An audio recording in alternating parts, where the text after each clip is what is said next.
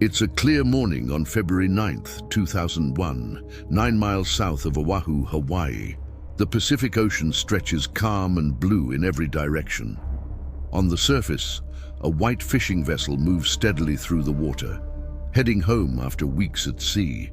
This is the Ehime Maru, a training ship from Japan. 35 people are aboard, including 13 high school students learning the craft of commercial fishing. They're excited.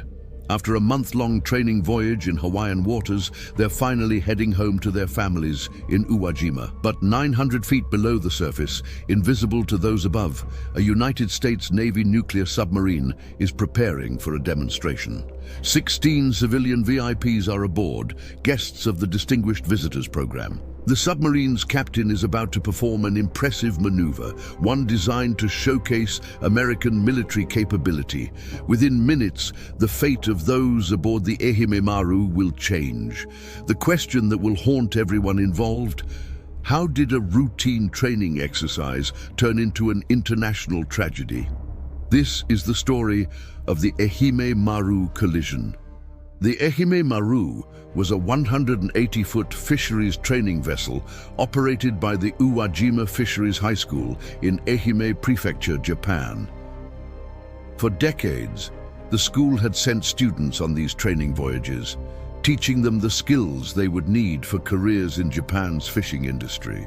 The students aboard were 17 and 18 years old in their final year of high school. They had spent the past month learning to operate fishing equipment, navigate by the stars, and work as a team on the open ocean.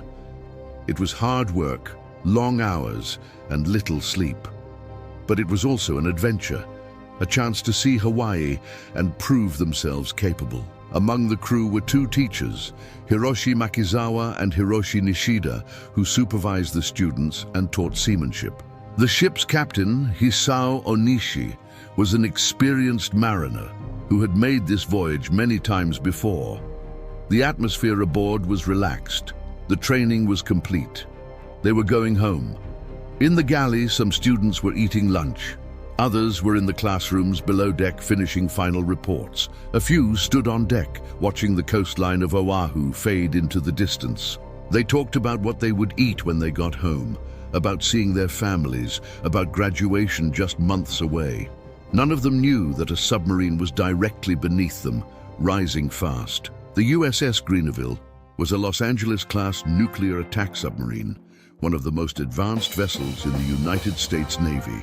At 360 feet long and displacing 7,000 tons, she was a formidable machine designed for stealth and speed. Her commander, Captain Scott Waddell, was a well-regarded officer known for his charisma and confidence. On this particular day, the Greeneville was operating under a special program.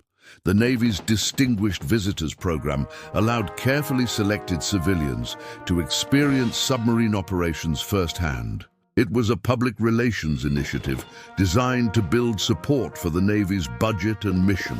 16 civilians were aboard, including business executives, educators, and local dignitaries. They had spent the morning touring the submarine, sitting in the control room and watching the crew at work. Now Captain Waddell was preparing to give them something memorable. An emergency blow, one of the most dramatic maneuvers a submarine can perform. An emergency blow simulates what a submarine does if it's flooding and needs to reach the surface immediately. Compressed air is forced into the ballast tanks, expelling water and causing the submarine to rocket toward the surface at tremendous speed. It's spectacular, powerful, and guaranteed to impress civilians who have never seen it before. Waddell was eager to make the demonstration perfect. The VIPs were important people. This was a chance to showcase Navy capability, to build goodwill, to make these influential civilians into advocates for the submarine service. Everything had to go smoothly, but there were procedures that had to be followed first. Before surfacing, especially during an emergency blow, the submarine needed to ensure the area above was clear. That meant using passive sonar to listen for ships. It meant raising the periscope and visually scanning the surface. It meant taking the time to be certain. Waddle was aware of these procedures. He had executed them hundreds of times during his career. But today, with VIPs watching, with the pressure to put on a good show, he rushed. In the control room of the Greeneville, the crew prepared for the emergency blow.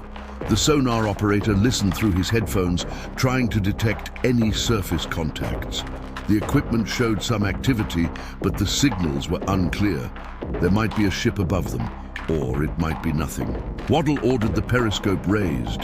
The executive officer lifted the scope and began scanning the surface, but instead of taking several minutes to carefully sweep the entire area, he spent only seconds. A quick look around, then down. "Clear," he reported. It wasn't clear. The Ehime Maru was right there, almost directly above them. But in those few seconds of observation, with sun glare on the water and the limited field of view through a periscope, they missed it. The sonar operator spoke up hesitantly. "Sir, I'm still picking up something on passive. There might be a surface contact."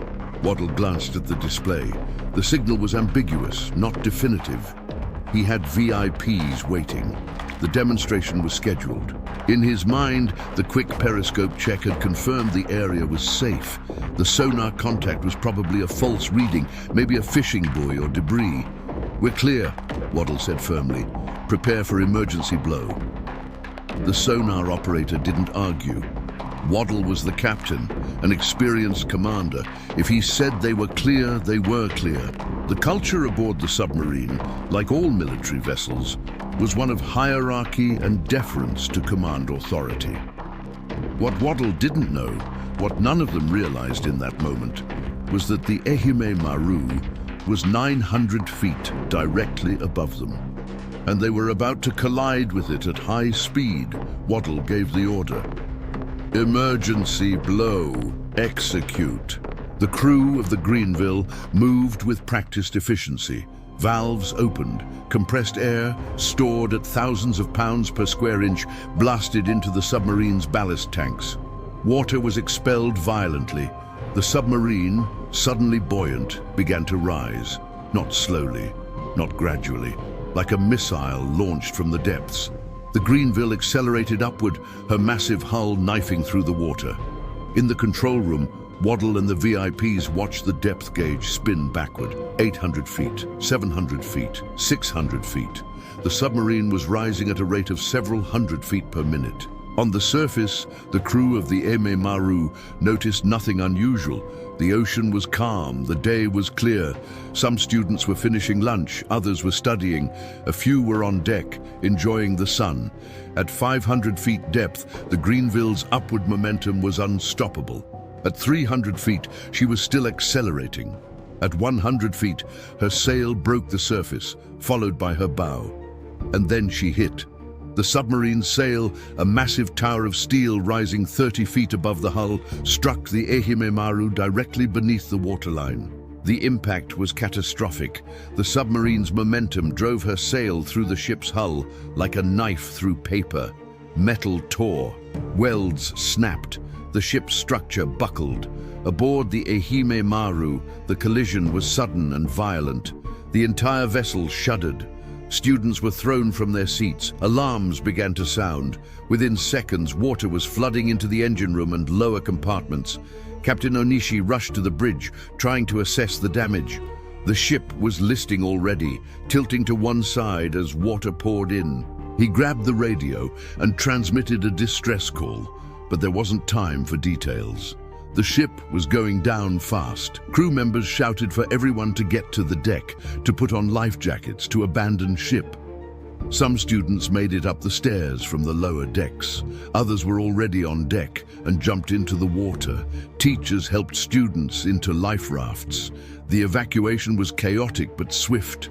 But 9 people didn't make it out. 4 students, 2 teachers, and 3 crew members were below deck when the submarine struck. The flooding was too fast. The compartments filled with water in seconds. Doors jammed. Passageways became death traps. They were trapped. The Ehime Maru sank in less than 10 minutes. Those still aboard went down with her, trapped in flooded compartments 2,000 feet beneath the surface. 26 people survived, pulled from the water by Coast Guard helicopters and rescue boats. But 9 were gone. Among them were Yusuke Terata, Takeshi Mizuguchi, Katsuya Nomoto, and Toshiya Sakashita, all 17 years old, all just months away from graduation. They had survived a month at sea, learned to navigate by stars, and were going home to their families.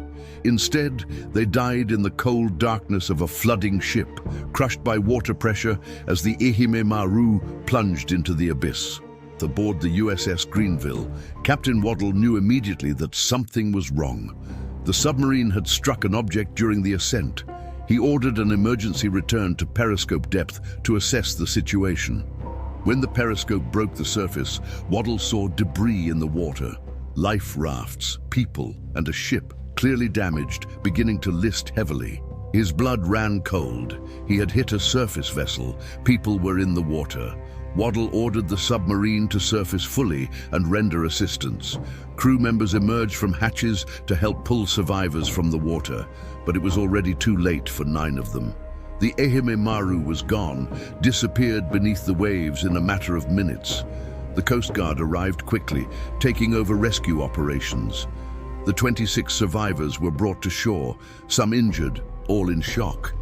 They had watched their ship sink. They had watched friends and teachers disappear beneath the water. Some had tried to go back down to help those trapped below, but had been pulled away by rescuers. The guilt and trauma were immediate and profound. In Japan, the news hit like a shockwave. 9 people dead, including 4 high school students, killed by an American submarine during what was supposed to be a demonstration for VIPs. The story dominated headlines. Families of the victims were devastated. The Japanese government demanded answers. The diplomatic fallout was severe. The United States and Japan were close allies, but this incident strained the relationship. How could the Navy have been so careless? How could they not have seen a ship on the surface? Why were civilians aboard a nuclear submarine? And why were they there during such a dangerous maneuver?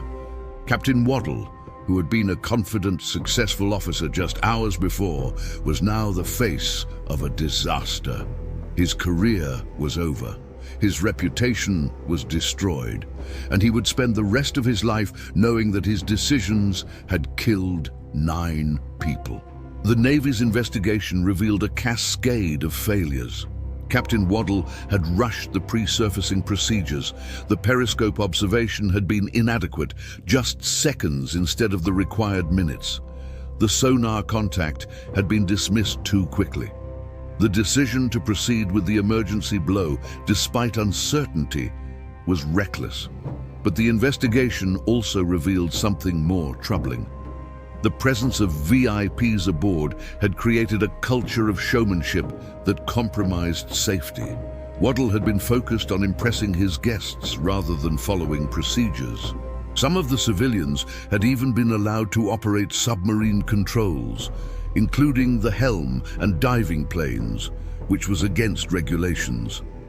The pressure to make the experience memorable for influential civilians had overridden the fundamental principle of submarine operations. Safety first. The Distinguished Visitors Program, designed to build public support for the Navy, had instead led to an international tragedy. Waddle faced a court of inquiry rather than a court-martial. The proceedings were somber.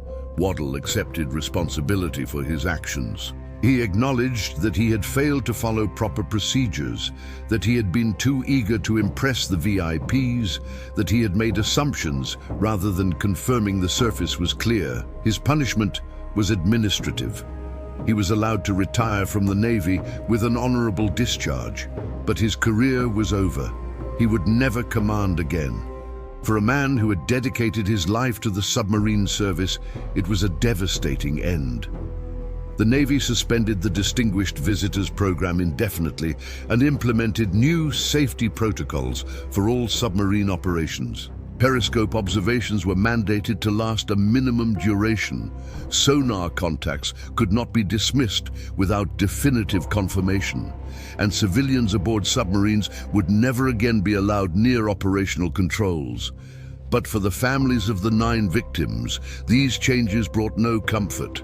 Their loved ones were still gone, their bodies unreachable in the wreckage of the Ehime Maru, lying at the bottom of the Pacific.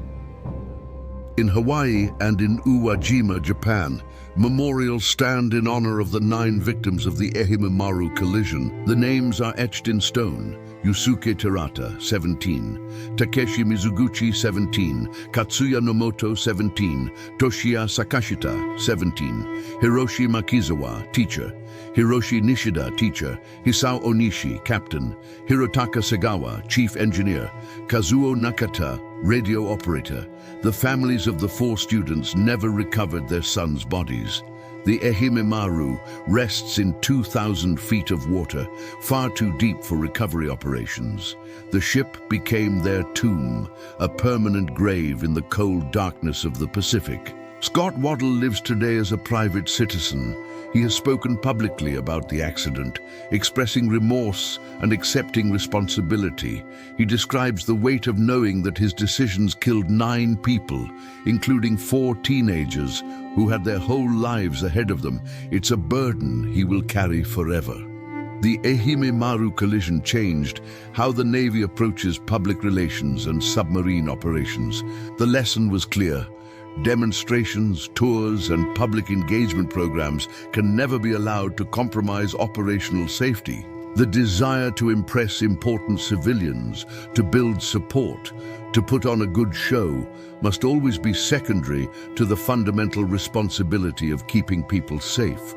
9 people died because procedures were rushed, because ambiguous data was dismissed, because the pressure to perform overrode caution. They died because a captain was more focused on his VIP guests than on the ships that might be above him. They died because the culture aboard that submarine had shifted from operational excellence to entertainment. The ocean keeps many secrets, but the lesson of the Ehime Maru is written clearly. There is no audience more important than the crew's duty to operate safely. There is no show worth 9 lives. The Ehime Maru collision claimed 9 lives and changed how the US Navy conducts submarine operations. If this story impacted you, leave a like to help others discover it. And if you want to hear more stories of disasters and the lessons learned, subscribe to the channel.